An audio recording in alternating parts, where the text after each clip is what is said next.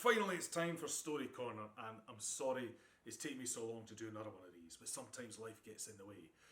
As you can see, most of my whiskey is packed up behind me. I haven't drank it because I'm in the middle of moving flats. So today's story is one that I heard at a storytelling night in Edinburgh, but I didn't quite catch the performer's name. So if it happened to be you, then let me know. The story is about a young man called Davy from Fife, where I grew up. Although Davy lived way out on the coast in what we call the East Neuk. Now that stretch of coastline is dotted with picturesque harbours, and for most young lads out there, the future was fish. The only problem was that Davy hated fish. Life didn't throw up many opportunities back then though, so the poor boy was stuck working on a boat with a particularly grumpy skipper from the moment that he left school. Every day dragged himself in a rather lacklustre fashion to the harbour and he headed out to sea. The skipper would dump the catch into the boat and Davy had to kill, gut and fillet all the fish, quietly being disgusted the entire time.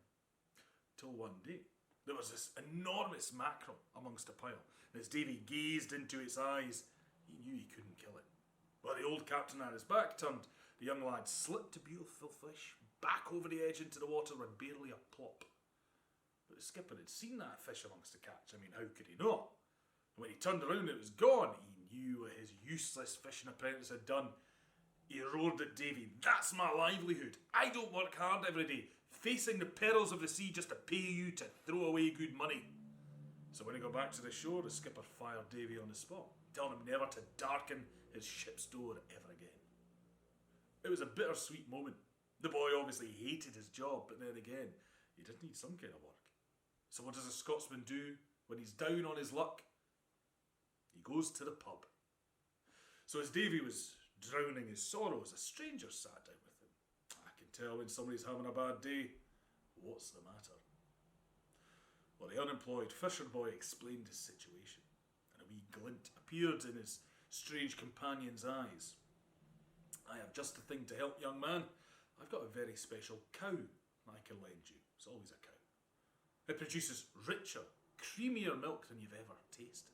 More of it than any other cow in Scotland. I promise you could make a good living selling milk, butter and cheese from that cow." Well, a smile crossed Davy's face. Then a look of concern. "What's the catch?" "Oh, no real catch.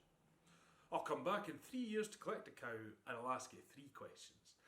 If you can't answer them, I won't just take the cow. I'll take your soul as well." Now, Davy considered the offer. Clearly this was the devil. But young men often think themselves invincible and overestimate their wits, so he accepted. Life was good. Davy made so much money from the dairy products that he opened a tea room, and he made a fortune from passing trade. He'd almost forgotten about the bargain when the 3 years was up and the devil appeared at his cake stand. And with an evil smile across his face, the devil reminded Davy of their deal, that he needed 3 questions to be answered, and he watched as the boy gulped and nodded. And then the devil asked if he was ready to begin. And just then a voice appeared from a corner, where a man nobody had noticed was sitting there, and he said, "Of course the boy's ready. And that's your first question." The annoyed devil stared daggers at the stranger and he shouted, "Will you keep your nose out of our business?" A cheery response came, "Nope, I won't, and that's your second." Now, absolutely furious and practically glowing red, the devil screamed, "Who on earth are you anyway?" Well, the figure replied that he was the king of the fish. Davy had spared him 3 years ago, so he'd come to return the favour. And what do you know? That's the 3rd question answered. Well, with an angry stamp, the devil disappeared in a puff of smoke. In his embarrassment, he hadn't even taken the cow. He never showed his face around Davy's tea room again. All thanks to the help of the king of the fish. Sláinte.